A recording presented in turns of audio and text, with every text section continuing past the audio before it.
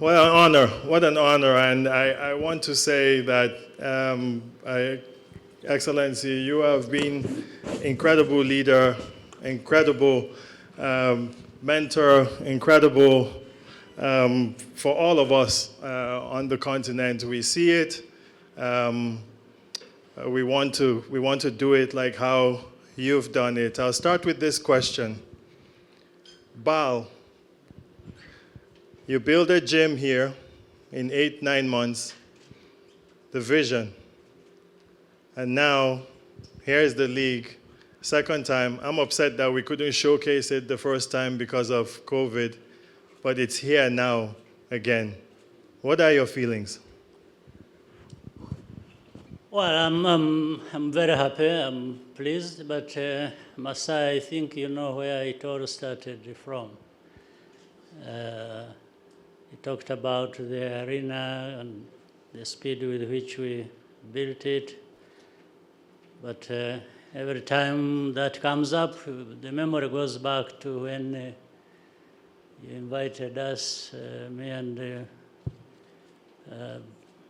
colleagues, to attend the All-Star game in Toronto and our discussion. But we had been talking about that area anyway. So in a short time, the arena came to a fruition, and then what you also had in mind with your friends, Amadou was part of it, and developing something on our continent, and particularly in Rwanda. So we now see it coming to reality. Bar has also become a reality following the infrastructure we tried to put in place.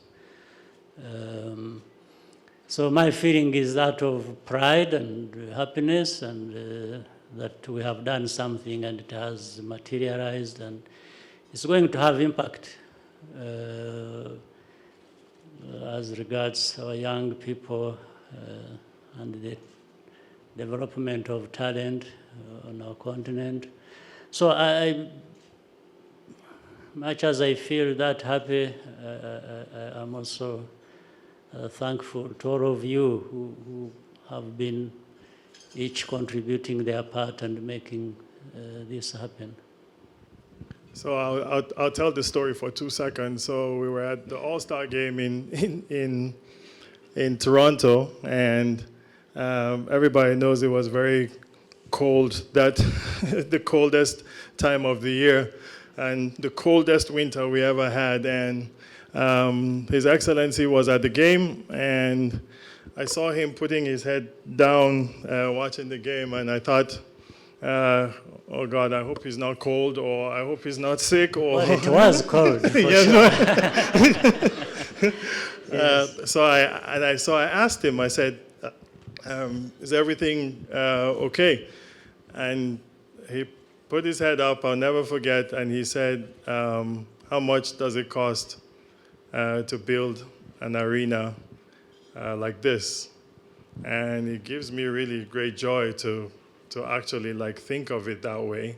And now we have this arena here and inspiring even more around the continent, which is incredible.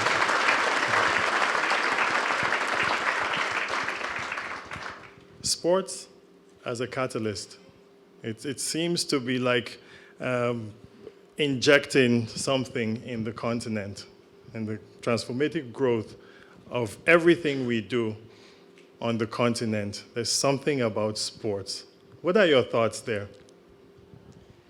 There is something about sports, and it goes beyond what we can describe. It's more in the feelings, as well as it connects those feelings from one person to another, and but then it goes beyond feelings and goes into development, it goes into competition, it goes into pride when people win, and a bit of low when you lose, but when you lose, you're already thinking of another time when you can either win also or win again. So it doesn't end there. It keeps going from one thing to another. So it has a life of its own and creates a life of its own in the people. And with modern times, it's not just that. It's not the feeling, it's not the pride, it's not competition. It ends up being an investment and a business, and that kind of life weaves into that as well. And it's something that touches every part of the world. Every sector of society is touched by it.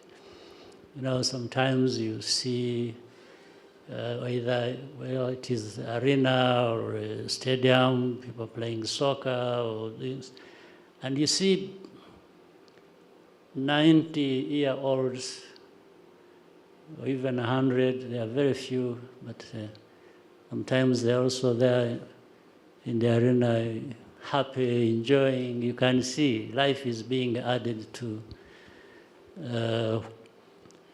what time they have already lived. So it's something that is very interesting. We have, with moving sports forward and what we've been talking about here, we have government, we have the private sector, we have the nonprofit, all these different, really like aspects coming together. It seems to be the only way that we're going to make this thing work on the continent, because government is a big part, the private sector is a huge part, and even the nonprofit has really, really like galvanized a lot of the things that we want to do on the continent. How do we make this? How can we make this work? Well, those components you have mentioned, they come together always in many ways. So government has its role to play, private sector, of course. I said earlier, sport is not only an enjoyment that the people in business also like to participate in, but it has become an investment space where people can put their money and get returns as well. But beyond that, there is a feeling that you are contributing to the development of society through talent and other things. So the private sector becomes part of it. Even non-profit, their mission is to improve lives. They feel happy, they feel good when they have contributed to that. And I don't think there is any better place to achieve that than through sports. So always these elements coming together is important. That's what completes the circle that you, in the end, want to complete, to have something building up in a society like ours.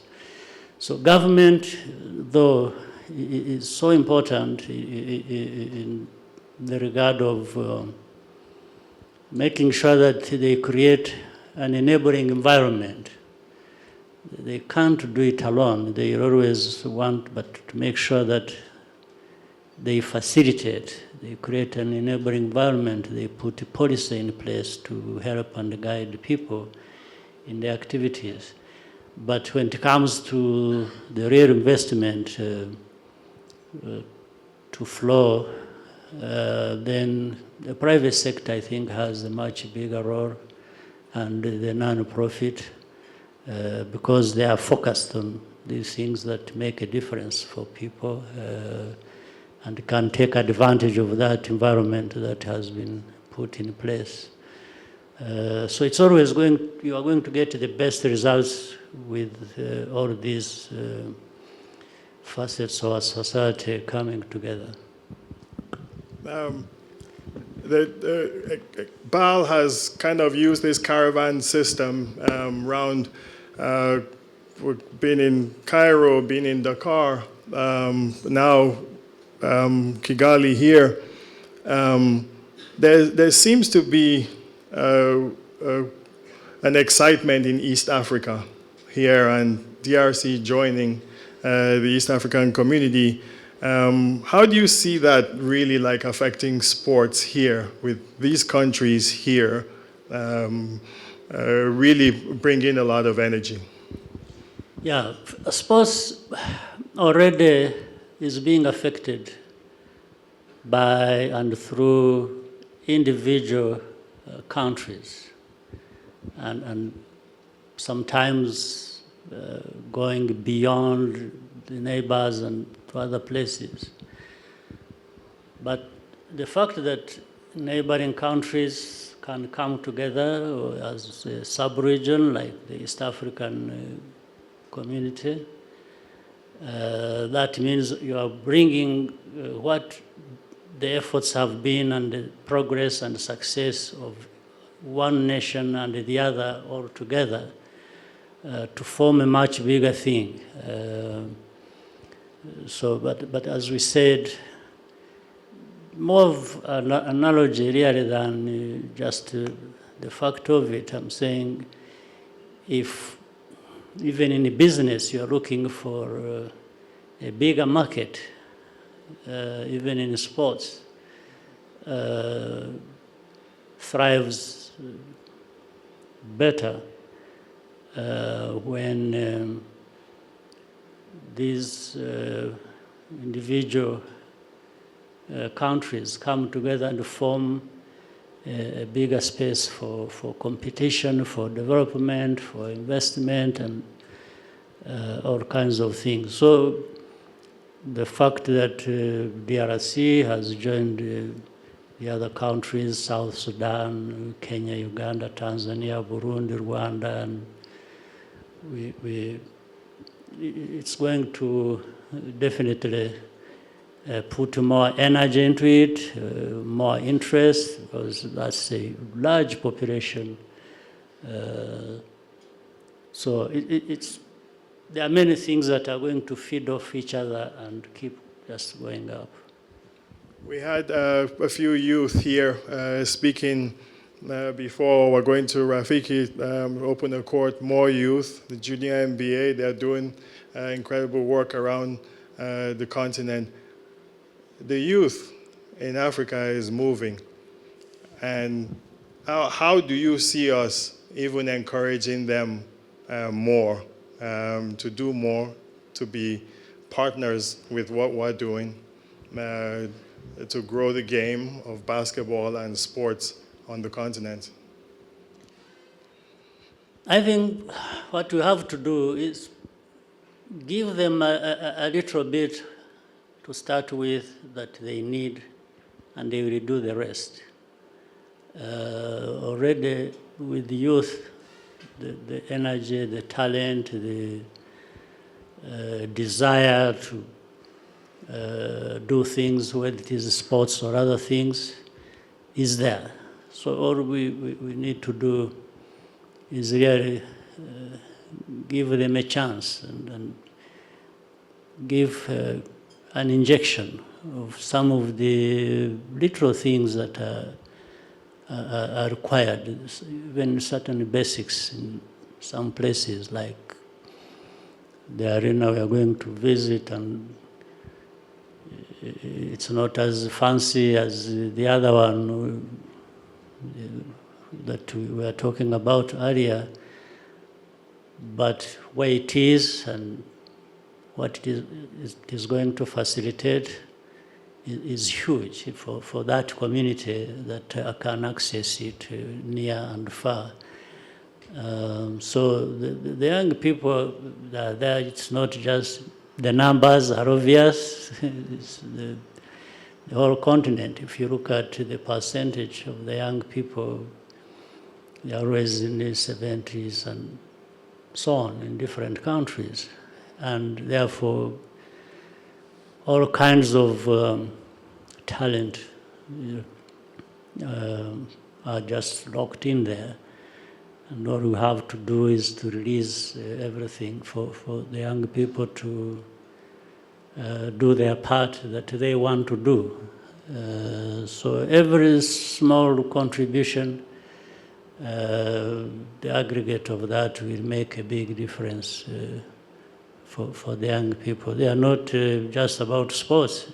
In the end, later on, they form governments, they form the private sector, they form whichever group you're talking about. But how do they get there, and with what mentality and with what possibilities are they going to be able to fully express themselves? Excellency, we're done with the serious part of the conversation now. So we're now into the fun part of the conversation now. That might be more serious than what you have already done. Have you been watching the NBA playoffs? Yes. And Have you been staying up late? Actually did last night. Yeah, you did, huh? About half of, I watched Dallas and Golden State, but just the first half. And then went to sleep thinking they had lost. When I woke up to come here, when I checked, I found Golden State had won. You put this event so early. I messed with your sleep. You took a few hours of my sleep. I'm sorry about that, Your Excellency. So I put my phone when I'm watching the game, and I never answer anybody's text when my team is playing, except yours, Your Excellency. I just wanted to tell everybody that. So, do you have a favorite player in the NBA? Be careful now, Your Excellency. I have favorite players. Players. Yes. Do you have a starting five? Yeah, I think I can. Can we work on your starting five now? Yes. Trying to cheat here a little bit. I'm looking for one from Toronto. So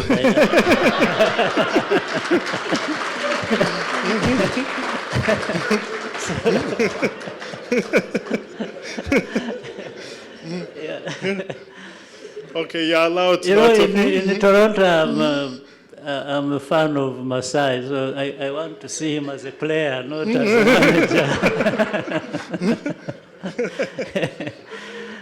manager. So tell me the five. Steph Curry, for sure, is my hero. I think I explained to you why. Yeah, yes. Yeah, he's not this giant of a man who people are used to in basketball, and the way he is, and the skill, and the finesse, and whatever other weaknesses, I'm looking at the so he comes number one for me. Number one. Yeah. Then I also like Kevin Durant. Yeah.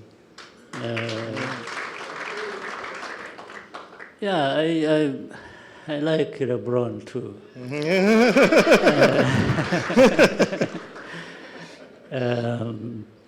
So we a couple of others I'm trying to remember, but Giannis.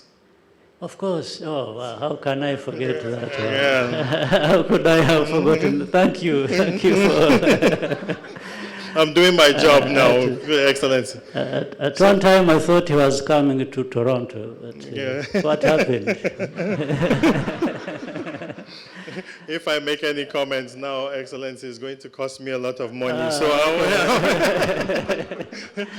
So with the fifth player, maybe I can make a suggestion for you. Yeah, Siakam. Yeah, let's just end it with Siakam, right? So this is the most difficult question. Yes. Difficult question of the morning. Your favorite GM in the NBA? Yeah, but I already answered that. I don't think they heard. I thought I had answered it without you asking. So I thought he was not going to ask, so I offered the answer before you. Yeah. So I'll ask you your shot. How is your shot looking these days? Because we saw that on the screen there where you made that shot. Yeah. Have you had the opportunity to shoot recently? Not from that time, I haven't.